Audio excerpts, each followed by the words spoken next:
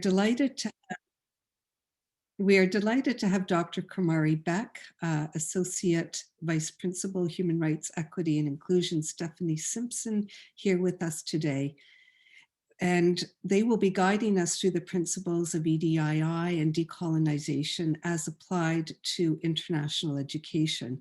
And these values will guide our new international strategy, but they're complex and sometimes contested terms. And so we're hoping with Dr. Beck and with Stephanie's expertise, we hope that we'll come to a place of collective understanding or an emerging collective understanding through this presentation, not only of what the terms mean, but how we can apply them intentionally and meaningfully to our internationalization review, as well as our day-to-day work beyond. So Dr. Beck will be presenting for about 35 minutes and then hand over to Stephanie Simpson for a discussion between 8 to 10 minutes thereabouts. We want to leave some time for questions and answers at the end. I won't speak at great length about the biographies of our two speakers. They are embedded in the notes for this meeting as well, beyond saying that Dr. Beck is Associate Professor and Co-Director of the Center for Research on International Education in the Faculty of Ed at Fraser University in British Columbia. She's been a faculty member at SFU since 2000, and her primary area of research is internationalization of higher ed. So research interests span international education, internationalization of the curriculum, social education, anti-racist, multicultural education, globalization, and more. Stephanie Simpson, as many of you will know, is Associate VP Human Rights, Equity and Inclusion at Queen's. And in this role, Stephanie has been leading the Human Rights and Equity Office and leading the fostering of competence and legislative compliance around matters such as inclusivity, diversity, accessibility, human rights, and equity. Queen's, Stephanie holds a BA Hon and a BEd, MEd, and LLM from Queen's, and during her academic career has been active as a student in the African Caribbean Students Association, the Southern African Solidarity Group, founding member of the Queen's Black History Collective, a much engaged community member, founding member and past coordinator of Black History Month Kingston, and a longstanding member of the Black Inmates and Friends Assembly. And Stephanie currently represents Queen's on the Kingston Immigration Partnership Operations Committee and is past chair of the Board of Directors of Kingston Employment and Youth Services, really important interfaces between Queen's and the local community. Stephanie is also a sought-after speaker on issues related to anti-racism, anti-oppression, and we are delighted to have both her and Dr. Beck speak to us today. So without further ado, I'll turn it over to you, Dr. Beck. Thank you very much for the warm welcome, and thank you, everyone. Okay, so I need to share screen. If Tom, if you could enable my screen sharing, please. Hi, Kumari, you should be able to see the share screen button. Okay. Yeah. Perfect. There we go.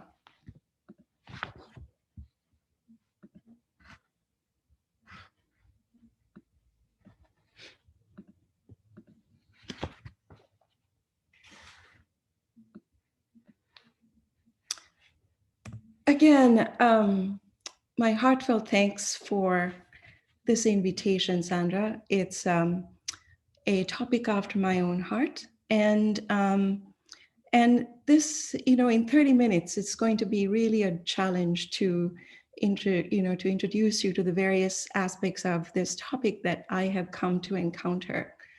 So let me first begin. And so it is mostly, as I say, about provoking conversation that I hope this will be about. I wanted to acknowledge, again, that I work at Simon Fraser University, whose 3 campuses, and this is the Burnaby campus, is on the unceded territories of the Coast Salish peoples, the Tsleil-Waututh, Musqueam, Squamish, Coquitlam, Katzie, and other nations. And I am speaking to you from the unceded territories of the Kwantlen peoples.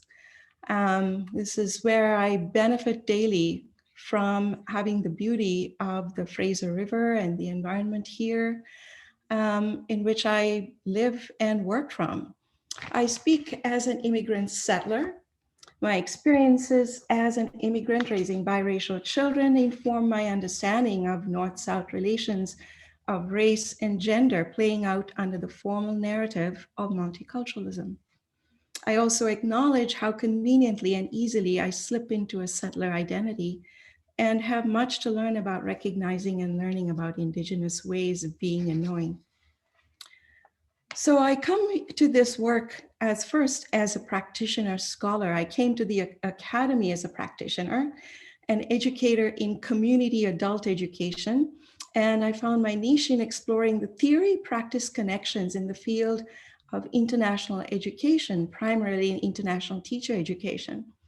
My scholarship is located within an area now identified as critical internationalization studies, an area of study that problematizes the overwhelmingly positive and depoliticized approaches to internationalization of higher ed.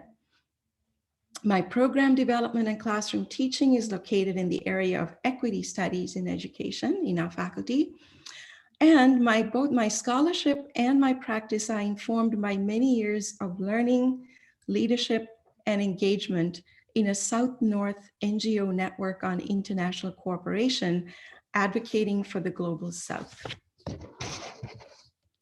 So this is my ambitious agenda for today, and I hope I'll be able to touch briefly on. So first, I want to sort of set the context about how I make this argument that we need to consider international engagement as an imperial project, and I'll make that argument, and to talk and to see how colonization, race, and equity are all intertwined and implicated in one another in international education. And then I'll talk about what decolonization might look like. And here I'm using an Indigenous framework as an example, and also the Canadian Deans of Education Accord on Internationalization. And finally, I'm going to, time permitting, address a few illustrations that are based in your 7 areas in your own work of self-assessment to see how these particular frameworks can actually influence and shape how you might be thinking about your work. So first, colonization. We cannot address decolonization without understanding colonization. And so again, it's important to recognize that colonization is not a unitary state. It was experienced differently by different peoples. And when you consider that at one time, 85% of the world's peoples were ruled by 9% of the world's peoples, it is not difficult to see how these ideologies have seeped into how we educate and also to live our lives. Ashish Nandi, an Indian scholar, talks about this as a colonization of the mind, where the influences of colonization are present intergenerationally, and something that we've come to understand in our own horrendous history of colonization in this country. So again, as I said, we recognize coloniality at home, but also to recognize and understand how, again, as John Walensky of the Public Knowledge Project talks about, how we need to learn again how 5 centuries of this colonization, studying, classifying, ordering humanity within an imperial context gave rise to peculiar and powerful ideas of race, culture, and nation that were in effect conceptual instruments that the West used to both divide up and educate the world. So back again, and here we go to recognize and understand the colonial roots of the university system. So the export of European higher education was a colonial act, and we are the inheritors of these legacies. And so colonialism and is a significant factor in the internationalization of higher education. And Hans de Witt, a prominent scholar in internationalization of higher education, called it the early piece academic imperialism. So the scholarship of Maori scholar Linda Tuhiwai Smith frames my argument on the links between internationalization and imperialism. Smith articulated the connections between these terms imperial and colonial, noting that colonialism is but one aspect of imperialism. And so she categorized these into the four forms of one, that imperial projects are about economic expansion, the subjugation of others, and an idea that is manifested in and experienced through diverse forms in a discursive field of knowledge. So I'm going to demonstrate very briefly through the history of internationalization how we can consider internationalization as an imperial project. So some of these aspects can be traced in the ideas and activities of internationalization. If we consider the beginnings of internationalization in its contemporary form, can be traced back to the international education and in the form of development assistance that was offered following the Second World War. And that is educational assistance in the form of technical expertise, program and curricular development, student and faculty exchange programs among the first international activity here in Canada, and establishing the somewhat stereotypical Canadian identity as a benevolent helper. So this particular aspect of these North-South relations was actually supported by federal policy on international development assistance and became known as humane internationalism. They also promoted the flow of international students from the global South, reproducing colonial patterns of international mobility and the universalization of Western values and knowledge, and reifying, this is important, reifying students from elsewhere, particularly from the South, as objects of development, right? So as has been noted, the implications and the ethics of transferring Western technologies into other cultural settings were never discussed in those early days of international programming. And colonialism and imperialism are seldom discussed directly, if at all. And when they are, international education as being sort of, constructed as something that's good for everyone is absolved of such possible negative outcomes. So tracing international engagement from those beginnings during the 1990s, and one saw a perceptible shift away from a service orientation itself without critique to a market model. And so the whole notion of the movement of aid to trade. And this shift, driven at the institutional level through intensified student recruitment, is significant in the ways that it has shaped and continues to influence higher education policies and practice into what is recognized widely by higher education and international education scholars as a strong connection between education and economic growth as a neoliberal orientation. And so the unintended consequences of this, of course, are that this is research, evidence-based things, that this deepens inequity in terms of access, who has access to higher education, and brain drain from other countries in the way that we recruit and gain the best, of students from elsewhere, and the dependency on Western education and the desire for Western education that this has created. Now, Canada was the last country in the OECD to come up with a federal strategy on international education, and this was like in 2014, so very late in the game. But if you go through even this first document, and this is, everyone waited for the strategy, the language of the document is sort of beset completely with the language of competition and economics. So again, we're doing this to stay ahead of the curve in a global environment that's fiercely competitive, right? So there's very little connections to the notions of education as we in universities, that's our mandate, right? And so if you look at the strategy itself, again, if you do a discourse analysis on this, seize existing opportunities, capitalize on numerous advantages, right? Maximize economic opportunities. And so all of these, strengthening our engagement, again, emerging in key markets, best and brightest, delivery of education services abroad, ensuring greater partnerships, etc., are all in that language. And so again, the nightmare of branding. So again, we're into branding Canada to maximize success, trusted, and again, the Imagine Education brand was also developed for stakeholders as the EduCanada, as a world of possibilities and so on. And yeah, so just wanted to touch on, okay, so then the later strategy in 2019 continued on with this as to be a powerhouse. And in order to be that powerhouse, we throw in even more benefits such as pathways to permanent residency.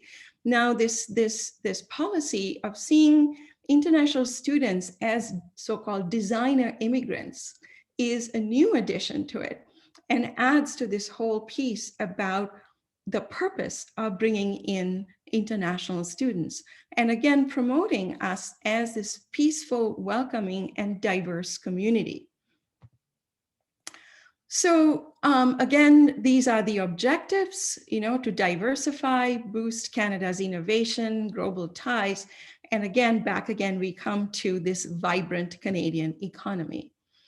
And so, yeah, this is more of the same. The new thing is diversify the countries, and again, to increase support to explore new opportunities. I then want to move to the whole business of racialization. And I'm using two scholars, Roxana Eng and Himani Banerjee, to identify how, and in Roxana Eng's view, if we treat race, gender, and class as relations, it helps us to see how racism and sexism were deployed to subordinate particular groups of people, and colonization of Canada and its subsequent development as a nation state. But also, as Banerjee points out, that racism becomes an everyday life and a normal way of seeing. And so this idea that it's normal and international students should accept that, of course, that this has become yet this notion of a common sense racism. And so race then becomes this non-issue in internationalization through normalizing the negative experiences of racialized international students. And in this, I want to point to when CBI first started doing its survey among international students, their first survey in the early 2000s found that 28% of international students reported experiences of racism. 2 years later, 2 or 3 years later, this came down to 25%. But then after that, they stopped asking about race. And the whole rationale was, well, over 75% of international students don't experience racism. But again, a careful analysis of even that survey shows how such a convoluted question can be responded to you can't really even understand what the question is, one of those double negatives. So again, this idea of the denial of systemic racism is another huge problem, right? It's not racism, it's like a few bad apples. And again, this notion of democratic racism as put forward by Henry and Tater. Coming back to this. So these are the kinds of ways, and I'm sort of featuring this from a little bit from some of my research.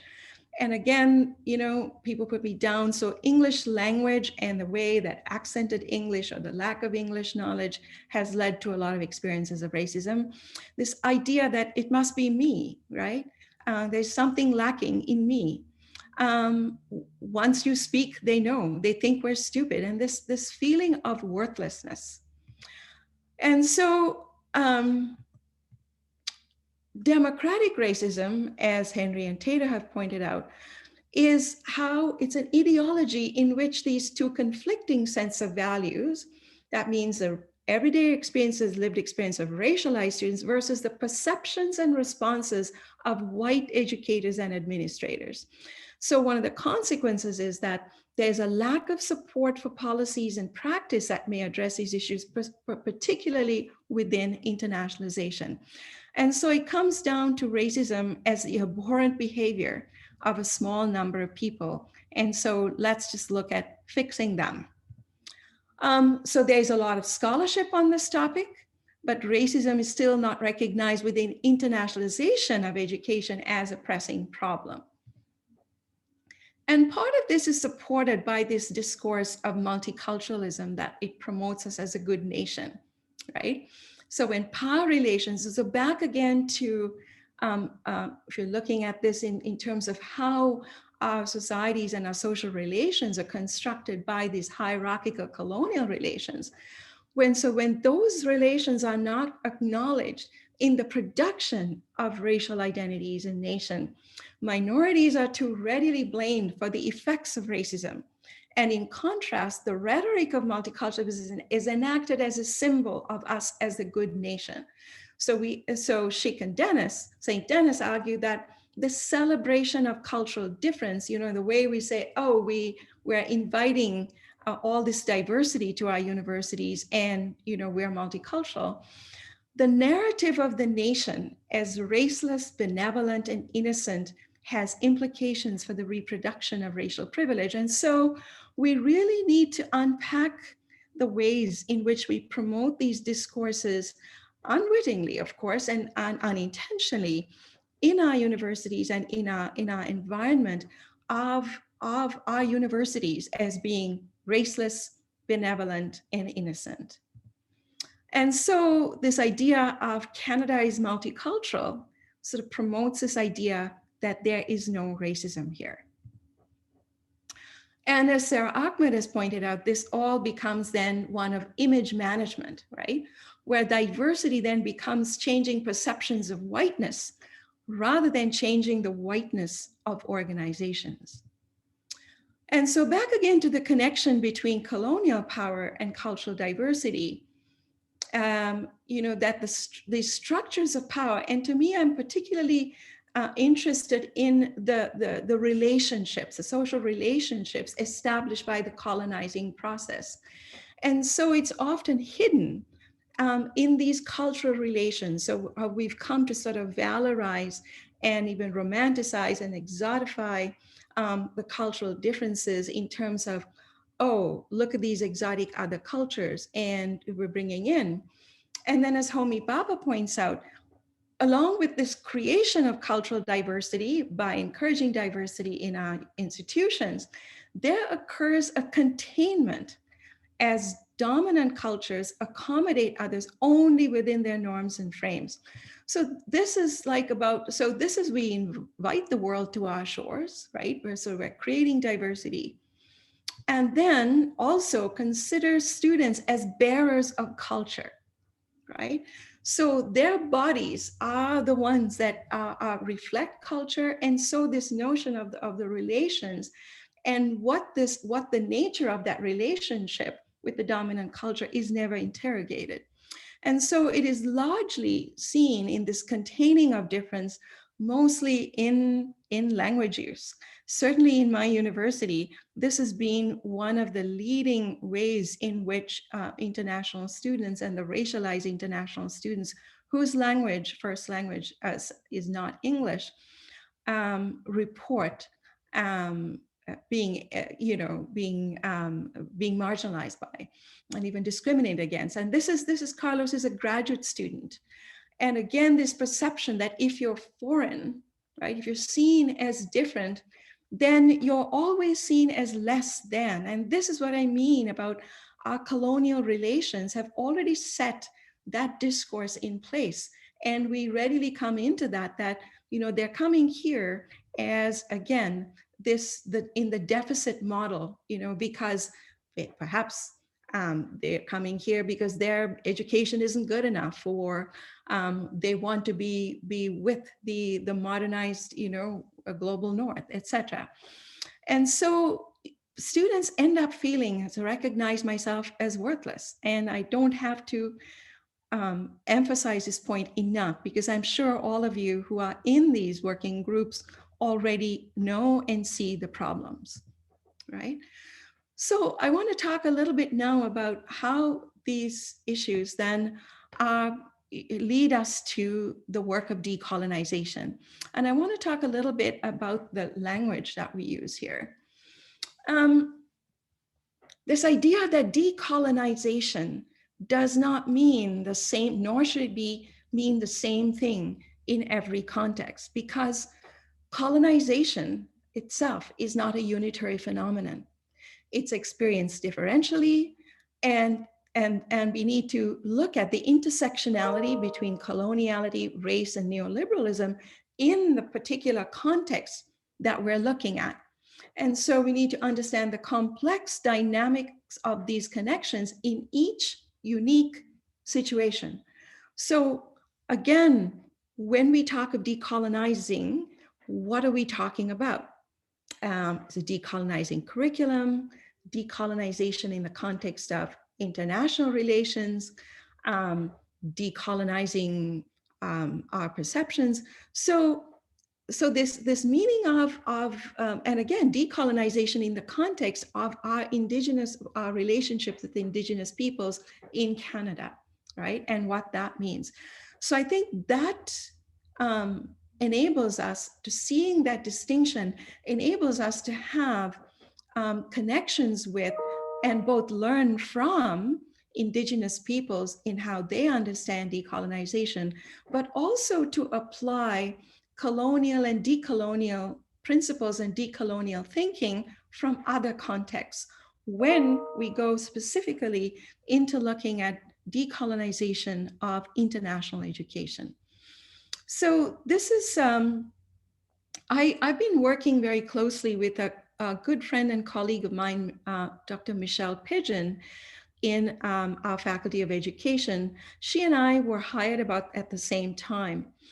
And we discovered quite early on that we were, even in a hire, positioned as in sort of two almost oppositional camps that were in competition for resources, the spotlight, for recognition. And so we started looking at what are the commonalities that we'll be talking about decolonization. And so this is part of we have a chapter in a recent publication, a book read by Merle Tamtik, Glenn Jones, and Rupa Desai Trilokeka that came out just a few months ago. And this is what we were exploring about decolonization, as learning about decolonization from indigenization perspectives. And as Tak and Yang have pointed out, it's not a metaphor, right? And they say it kills, otherwise a metaphor kills the very possibility in a way that it recenters whiteness, resettles theory, extends innocence to the settler, entertains a settler future. And this is applying it to international education. If we don't understand the colonial roots and the imperial context of international education, again, we extend innocence to the whole. So internationalization then becomes unassailable, right? And we are unable then to interrogate the very ways that the structures of internationalization sort of perpetuate or even promote a sort of neo-colonization. And so this is the Indigenous holistic framework that Michelle came up with that really helped us to apply this. And this is the 4 R's of Indigenous education that I learned about greatly. And this is her framework that she applies in looking at how reciprocity, relevance, and the 4 R's, and responsibility and respect in this framework can actually be applied to bringing in the many circles of our relations and our engagement. that we can apply. So this is how we actually brought in, and learning from Michelle, about how decolonization of internationalization and international education can be applied. So in other words, a reciprocity as a foundation of all our work, and responsibility to land and peoples, and not just here, but in any place that we engage with.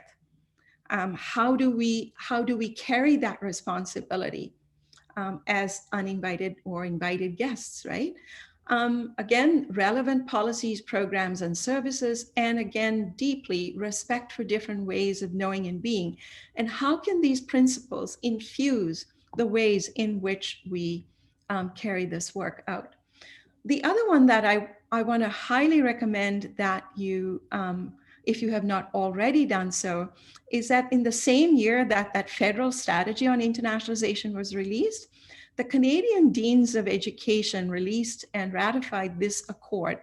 A number of us in the field were involved in the creation of this accord, and it is detailed in that it outlines principles of engagement, social justice and equity across contexts and sites of practice, reciprocity, again, global sustainability. And again, at SFU, we're now changing our direction, or we're engaged in a process of turning around to look at the sustainable development goals as our principles for international engagement, right? Rather than the definitions that allow us to sort of focus just on bringing in this global, cultural, international perspective into our institutions. How might international be seen if we look at the notion of sustainability? Principle of intercultural awareness, ethical engagement, and equity. So this is a really difficult one, because if a principle of internationalization is equity of access, regardless of socioeconomic status or financial circumstance, this becomes, I think, one of the biggest challenges, given that we have very few or hardly any programs that allow this or bring in students who are not able to financially come here. The accord is unique among all of the other Canadian, the Deans of Education Accords, in that it identifies the risks, exploitative practice, exclusion, disruption, neo-colonization, and the risk to participants, and a very detailed outlining of the benefits. I'm going to very quickly go through this, sort of running out of time here. So enriching and enhancing education experience. Again, it's a detailed outlining of what exactly intercultural understanding and dialogue is, looking at collaborativeness and cooperative action. Again, partnerships built on reciprocity. And again, this is important, social accountability. And again, this goes back to the Indigenous frameworks of responsibility taken to peoples and lands. And again, the notion of sustainability, right? Again, to take us beyond ethnocentric, hegemonic, depoliticized, paternalistic, historical patterns of engagement. Integrated learning, right? What is learned? How can what is learned in international context? And this includes what international students bring in, right? Will better serve to inform and educate our domestic administrators, faculty, staff, and students. And again, the potential for system change. How can internationalization promote systems change to actually change the way we relate globally and geopolitically? And to help us move towards these preferred futures, right?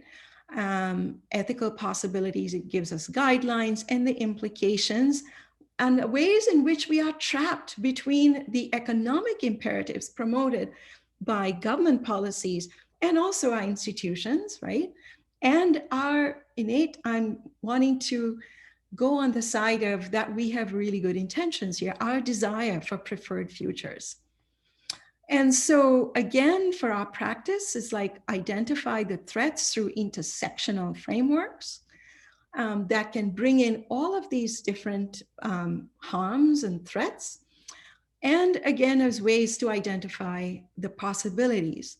So going through your 7 areas, I've now applied both for this thing, the Dean's Accord and the Indigenous Framework, to outline a few possibilities.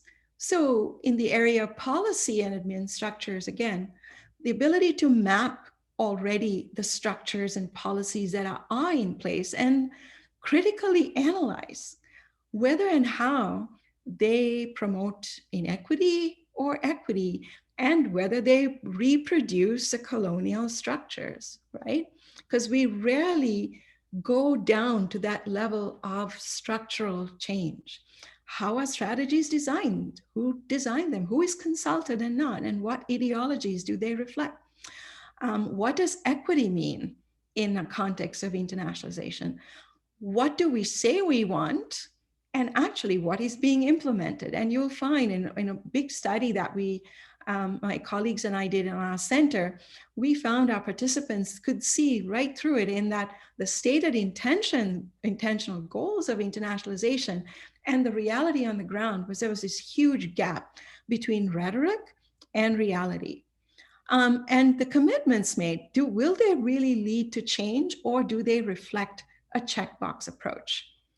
And again, working collaboratively with others alongside them. And again, these are all quotes from the Dean's Accord. Inquires ongoing moral support, metrics of accountability must reflect the broad aims and goals of the Accord. Service and work needs to be recognized in tenure and promotion, right? Research funding. So the idea that all projects, international projects, include a research component. International student and experience. What assumptions are made by what international students need? Is there a process to ask what supports they need? Education on race and racism, and connect with efforts across the university on anti-racism education.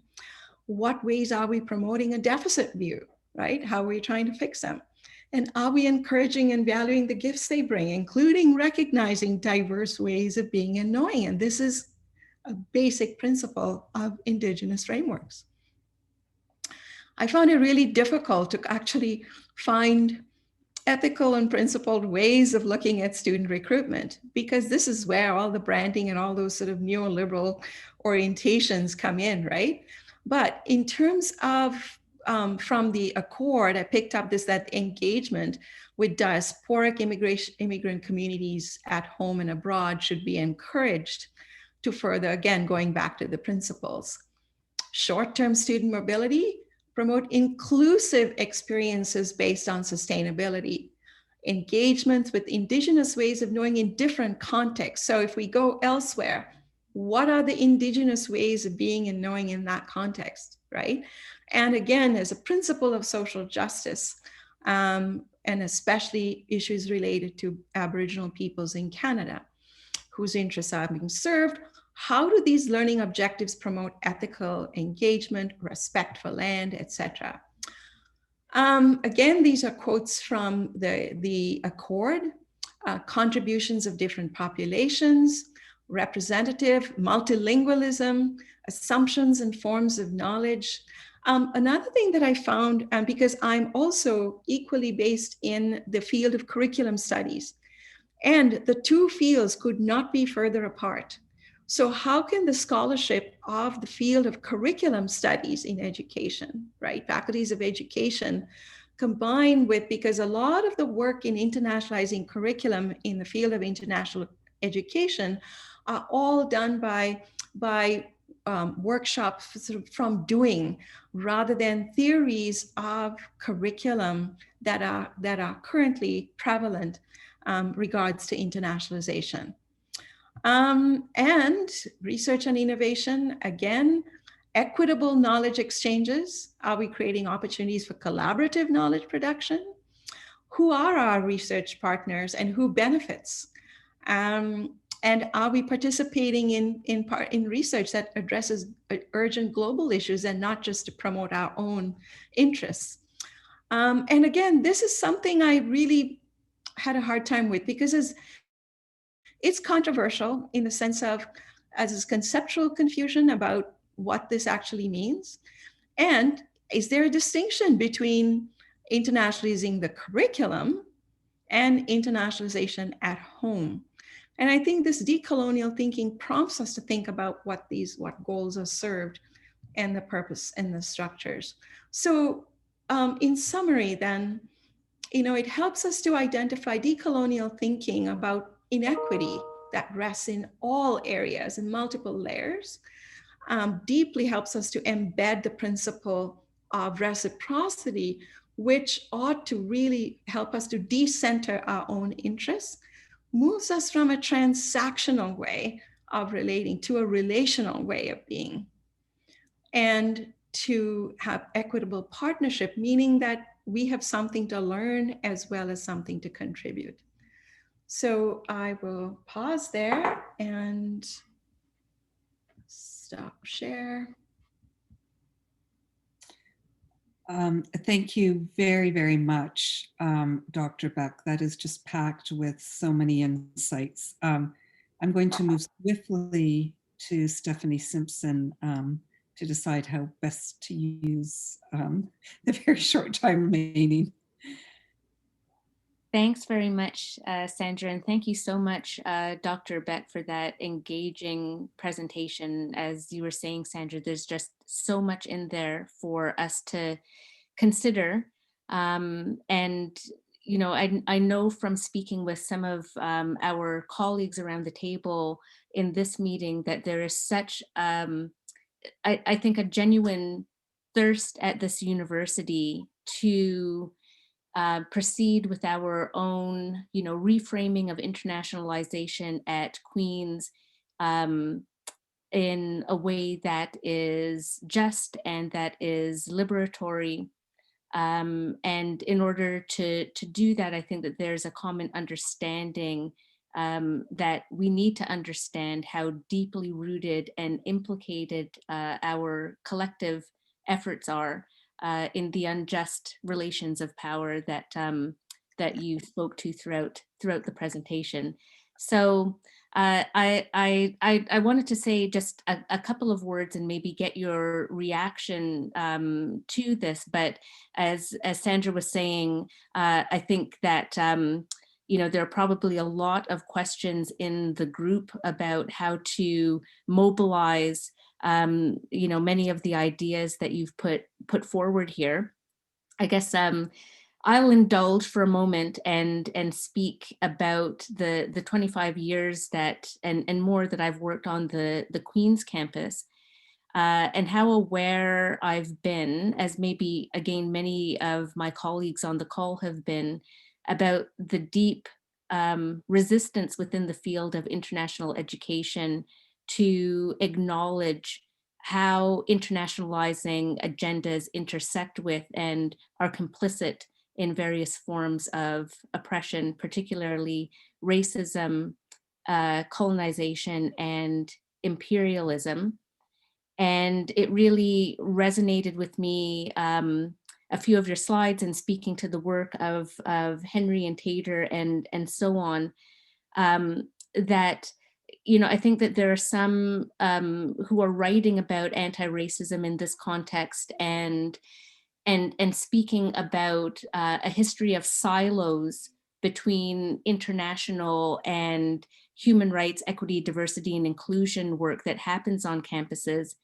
And in my experience, you know, what we've actually been dealing with, to borrow a legal phrase, is a willful blindness and a tendency to align international with the very things that you spoke about that are theorized in Henry and Taylor, the ways in which international has been within that framework of democratic racism, denied, minimized, equalized, and embracing of color blindness.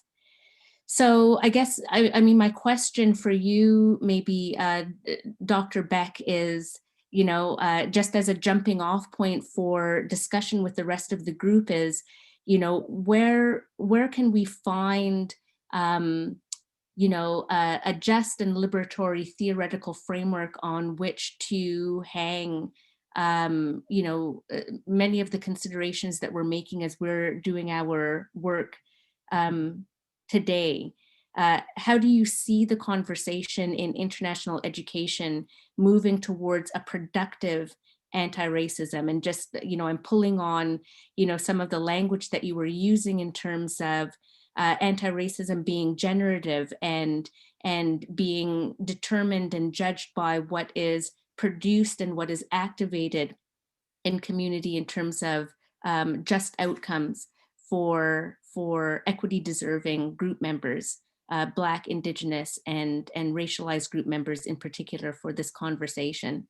Any thoughts on this? I mean, is it the Dean's Accord that has provided us with the beacon that we're looking for? What are the continuing issues that we need to be looking for as we look forward in our own planning? Mm-hmm. Well, certainly the challenge, Stephanie, that you mentioned is one of the biggest challenges that we face in our university as well. And to the extent that I am rarely invited to any internationalization events in our own institution, because those of us who speak with a critical eye, we're being considered as being the negative naysayers. And it starts with this divide between my observation between theory and practice, right? International education was being practiced long before there was any theorization or any research done on the topic. And so, for example, programs started happening, then the definitions of internationalization began to pop up. And so practitioners don't ever want to talk to academics, saying that academics have nothing good to say about international education. So there needs to be, in my view, a signaling. So the person who led the Dean's Accord initiative was our Dean of Education, Chris Magnuson, in the very first 3 months that he came into being. And it's interesting that he also led our university's report on reconciliation, which is nothing about us without us. So you need leadership that deeply understands these interconnections. And so when leadership comes in and says, okay, folks, these groups need to start talking to one another. And I think that's signaling, certainly in our faculty, and I wish that the rest of the university had actually taken into account. There was I've been very open about this, that there was a disconnect between the university senior admin's internationalization objectives and then us as a faculty of education. Actually we were the ones who took leadership in the terms of this accord. But now I'm happy to say that we have, with the change of internationalization leadership at our university, they're now looking at the Sustainable Development Goals, right, as leading us to more just outcomes. So when you talk of frameworks, it's a combination of what does leadership actually signal? And if you look at our structures, anything to do with international, you have the international office, but then you have student services, which is very siloed again, right? It's nothing to do with academics. So faculty have been excluded from having a meaningful conversation about the kinds of expertise that research brings. So there's a devaluing of what that is. And so there's a disconnect between, okay, so, and then it becomes a hierarchy. Well, we're indigenizing now, so nothing else can happen, which is true. That is a highest priority we could have. But it doesn't mean that that we can't learn from our colleagues who are indigenizing about how that applies to our work, whether it's in equity, right, within EDI, and Stephanie, you well know this, in EDI or anti-racism, right? And so this the signaling of the intersectionality of these issues, how can that be signaled? And again, leadership that brings various parts of the silos together. And again, I think the framework will need to be decided on through dialogue in your own context, in concert with what are your own institutional aspirations for education, broadly speaking. And then you can fit in your internationalization goals, within those broader principles, right, of social justice. Yes, absolutely. I'm also, in thinking about, looking at the connections between decolonization and reconciliation within our particular context. I'm also, seeing some possibility in terms of looking at the Indigenous holistic approaches that you explained within your presentation, and frameworks like critical race theory and the centering of storytelling and the knowledge, the considerable knowledge, the data, if you will, that students who are very much engaged and implicated within these movements can tell us about what their experience actually is. And I think that we do need to think about how we center those knowledges in the work that we do. Mm-hmm. I'd love and on that note, within this loose group of scholars in critical internationalization studies, there are several, mostly based in the US, who have used critical race theory and other frameworks extensively. And in fact, we had a sort of virtual conference last year. And just about 2 weeks ago, we had Riyad Shahjahan from also from the US speak to us about how he wants to add to critical race theory, which doesn't actually recognize the imperial context, right? And the notion that race itself rose from deeply imperial context. So there's a lot of very exciting conversations that are happening within critical internationalization studies. If only that research and those conversations can be brought in to your conversations on internationalization. Yes, agreed. So important. I'm going to turn to the chat now. I would love to, monopolize your time and spend another half hour just speaking on that. But colleagues have some great things to say in the chat. I'll start with Kim Woodhouse, who says, I was wondering if there's any advice on making the language in the field more accessible to those outside the field. So maybe at the same time as we're talking about the, importance of theorizing and of, engaging faculty and scholars with practitioners on these questions, how do we make this accessible in a practical way? Well, part of the thing that we do at my center is a couple of years ago, we had a conference that brought together practitioners and scholars. And in particular, we asked our scholars to explain things in simple language, right? So rather than looking at in our presentations of theoretical frameworks, we looked at what this means. And we found that the data really spoke to the things that we were trying to get at, right? And now increasingly, certainly in our institution, I'm finding that more and more practitioners are doing graduate degrees, they're entering, and we're encouraging people to take up academic credential, to deepen their understanding. So in other words, encourage this sort of porousness or the connections between theory and practice, and that theory is not a scary thing, right? And that if we explain the impact of it, this is why it is important. This is how we're understanding the experiences of people. And this is how we're understanding the practice. And this is the impact of what's going on students, on faculty, then people, and back again, Stephanie, to notion of storytelling. It's those stories that really help anyone understand what is really at stake here. And so in our presentations for practitioners, we, as I said, we use the stories of our research participants to bring home the issues and to clarify. Yeah. Great. Thank you so much. And thanks for the question, Kim.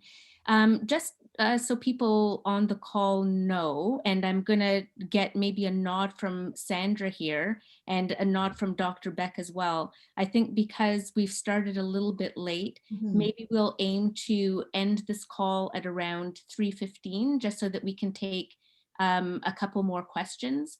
We understand that things, we had a bit of a hiccup at the start. And so if there are people who need to leave the call, we've enjoyed having you, but would it be okay with you, Dr. Beck and Yes, Sandra, yes, for us to go yeah. to 3:15? I'm Okay. good for a while, yeah. Okay, thank you. We have a question from Amitav, who first of all says, thanks for the illuminating talk and comments. Would you then say that decolonizing the curriculum stands in excess of the questions of inclusivity in a curricular sense and diversity? Perhaps we must address and question our shared assumptions and interrogate the organization and systems of knowledge that we accept as universal and immutable. Yes. And this is where also the difficulty lies, right? Because it's a huge risk taking when we are actually faced with questioning and interrogating the very institution. We are implicated in it ourselves, right? So I think that's the place that certainly, and I'm speaking again of a few colleagues and I who started this process, and a colleague of mine, Dolores Vanderway, who's now just retired, she led a whole a year-round course for faculty who engage in a very in-depth conversation and a working through of decolonizing the curriculum. And so within that, there were faculty members who came from diverse disciplinary backgrounds and who were wanting to apply their work both to international work, but primarily about what it meant to decolonize in a Canadian context, right? To bringing in Indigenous perspectives and multiple ways of being and knowing. And so it was promoted by, we have an Institute for Teaching and Learning in the Disciplines. And they do a lot of this kind of development work with faculty about expanding, our capacities for this work. And so the fact that it wasn't a 2 or 3 day workshop, the fact that, it was a very long, year-long, people had to commit to a year-long commitment, right? And at the end of it, that they were actually taking a risk of doing something in their own classrooms. They had to produce something, do some research on it, report back on it. So that this kind of work is time consuming and in depth. And absolutely, it involves this questioning, again, our very own institutional structures and what we assume, what we take on as the status quo, right? As being, fait accompli in assumptions in our curricular work. Yeah. And basically, one of the other things that I wanted to stress is that, we talk about indigenizing the curriculum, then we talk about internationalizing the curriculum, and then we talk about various other things. And then people go away with this impression, oh my gosh, I have all these things to do. It's just like our student teachers, right? Our pre-service teachers. They've done so many hours of Indigenous education, so many hours of special education, blah, blah, blah. I can't do it all. And I think if we move away from that sort of language to, now you have to add, it gets away from this notion of we're adding it on. Mm-hmm. But instead, ask a question, what does it mean? What does good teaching mean in our context? so if we come back to that basic question of simply good teaching, then we're able to see that all of these things, around EDI, blah, blah, blah, and that all constitutes, and of course, it involves increasing my own capacities for including them in my lexicon, right? And in my repertoire. But it kind of gets away from this whole add-on piece. Mm-hmm. Yeah. Agreed. And at the same time, it requires that humility and that willingness and preparedness to be vulnerable in the face of what we have to unlearn, and to accept that accept this project is to be fundamentally destabilized. Mm-hmm. But that can be done in a way that is committed, and that is generous, and that is supported. Once we have identified this as the main project. Mm-hmm. Okay, thank you, Amitav. I will take Eva's question now. Thank you for a very rich and deep presentation. Critical internationalization seems to have gained lots of ground recently, with a stronger recognition that the positive view held about the process is highly partial, if not inaccurate. Do you think that the pandemic, by putting mobility and the economic driver of internationalization on hold, will allow a rethinking of internationalization? And Eva points to SDGs are offering a new narrative, perhaps? Mm-hmm. I sure hope so, Eva.